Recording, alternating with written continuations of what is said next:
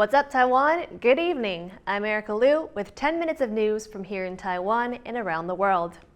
Party conventions are a major part of every democracy, a chance for policies to be formed and deals struck. This year's meetings have extra significance in Taiwan as parties prepare for nationwide local elections in November. Over the weekend, Taiwan's ruling Democratic Progressive Party gathered for its Congress in Taipei. Bing Wang has the details. In control of the country and her party, Taiwan's President Tsai Ing-wen took center stage.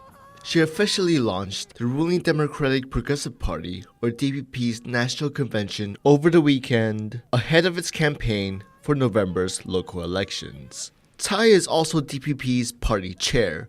Voters will be choosing their representatives from grassroots village chiefs all the way up to mayors of major cities.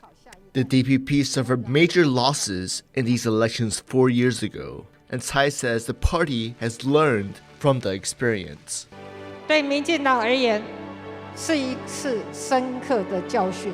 这一次，我们做了最充足的准备，拿出最好的政绩，提出最强的候选人，就是要赢得人民最大的支持。 The biggest name on the DPP ticket is former Health Minister Chen Shizhong. He gained national fame by spearheading Taiwan's response to the COVID-19 pandemic, but he has stepped down to run for Taiwan's capital of Taipei. That position is often seen as a stepping stone to national office. 2 of the last 4 Taipei mayors have gone on to become Taiwan's president. The capital has normally been a stronghold for the opposition Kuomintang, but Chen says he wants to work across party lines. 这是我未来如果在选市长、当市长的时候，一个非常重要的态度，就是跟大家一起合作，那找出大家可以接受的路，那努力把它做好。 The Kuomintang is set to hold its national congress on August 28th, where it too will confirm its nominations. And the battle to win over Taiwan's voters will once more kick into gear. James Rayner and Bing Wang for TaiwanPlus. To get more insight on the DPP's National Congress, Bing Wang spoke to Wang Yeli, a political scientist from National Taiwan University in Taipei. Why is this year's National Congress so important? 民进党里面的所谓的中常会、中执会或者是这个中评会，它的任期都是2年。也就是说呢，这一次的改选之后，那么它的影响最重要的一个影响就是会影响到2024年的总统和这个立委的这个提名。那么尤其是赖清德现在非常有志于来竞选2024年。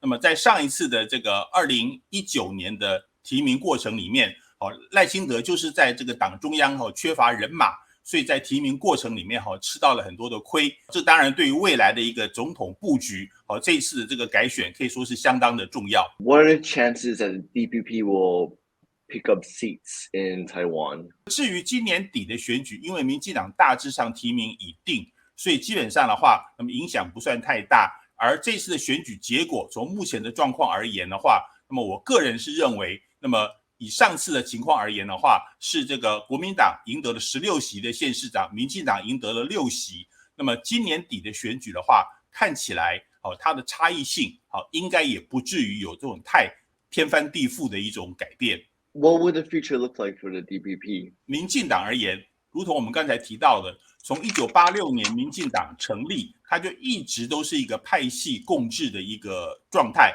那么现在这种，他们虽然在2006年宣告要解散派系，但是事实上的话，我们可以发现的派系根本不可能被消灭，反而现在越来越组织化，越来越明确化。所以我觉得目前的这种派系政治，可能会越来越像日本的自民党内的这种属于派阀政治。而在未来的话，那么民进党继续维持所谓的派系政治，应该是他党内权力结构能够继续存在的一个非常重要的一个方向。 Monday was the last day on the job for Taiwan's Health Minister Chen Shizhong. His number 2, Xue Yueyuan, is taking over. The Deputy Health Minister has worked closely with Chen for the past 2 years, helping with pandemic prevention measures. Chen is stepping down to run for Taipei mayor in November. Xue says expanding access to a fourth COVID vaccine dose is his top priority as he takes over. Taiwan's top research institute has lowered its forecast for the country's economic growth this year. Academia Sinica predicted Monday that Taiwan's economy would grow by 3.52% for all of 2022. That's lower than the 3.85% it forecast in December. The institute says Russia's war in Ukraine and high global inflation are contributing to economic uncertainty.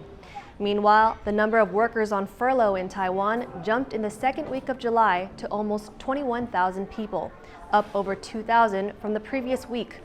The largest number of furloughed workers are in the service sector, in particular tourism. Here in Taiwan, summer vacation is in full swing. As the country's borders are still closed to overseas tourists, the government is offering financial incentives to boost domestic travel. And it's working. Big crowds were seen over the weekend at some of Taiwan's hottest destinations. Erika Liu takes us there. Taiwan's summer travel season is heating up. Aside from the usual holiday makers, government subsidies boosting domestic tourism have just kicked off. Individual travelers can get up to $40 per person, while larger tour groups can get up to $1,000 to spend on their holiday. Almost $140 million are on offer under this program. Thanks to these incentives, in Kending, already one of the country's hottest tourist spots, business is booming. 蛮吓人的，人潮是蛮多的。人潮比较多。大概多少？ 大概差不多50%以上。 It's a similar story on the offshore island of Xiaoliuqiu. There were so many people there that hungry travelers had to line up for over an hour at a famous 30-year-old breakfast shop known for its local specialty items. And hotels are almost fully booked. 客蛮多。假日的话，平日也都有到8-9成跑不掉。 Crowds had been thin during the COVID-19 pandemic, but with the pandemic situation stabilizing and these new incentives, Taiwan's tourism sector is getting a much-needed shot in the arm. Klein Wang and Erika Liu for TaiwanPlus. Many countries around the world appear to be experiencing extremely hot weather, and Taiwan is no exception. The Weather Bureau says parts of the country may see scorching temperatures continue into Tuesday and then drop 1 or 2 degrees as the week goes on. July is the hottest month in Taiwan. 2 years ago, the Taipei Observatory recorded a record high of 39.7 degrees Celsius. But luckily, this year's temperature predictions are slightly lower. 那特别是大台北、还有花莲、纵谷以及台东地区，可能会有极端高温发生的这个可能性。那大台北地区还有花莲、纵谷可能会有37甚至到38度左右的这个极端高温。 On the other side of the Taiwan Strait, China is also sweltering in a heat wave that is expected to continue until mid-August. Meteorologists say in the next few weeks, the mercury will rise above 40 degrees Celsius in parts of Shanxi province in the northwest and Zhejiang in the east. Last week, Shanghai recorded its highest temperature since 1973 at 40.9 degrees. But the hottest temperature recorded in the heat wave so far has been in Hebei province, coming in at 44.2 degrees Celsius. The National Palace Museum's southern branch lit up the night sky in Taiwan's Jiayi County with an antiques-inspired drone show. A total of 500 drones came together to form shapes of items from the museum's collection, including patterns on old vases and a jade plate. They also form the Chinese characters meaning safe and sound in the style of a famous calligrapher. The show will have 2 more runs in August before featuring in National Day celebrations in October. Thank you for watching What's Up Taiwan. Remember to download the TaiwanPlus app for more stories from Taiwan and around the world. Finally today, we leave you with images of the old-fashioned penny farthing bike race returning to Frederick, Maryland in the U.S. after a pandemic pause.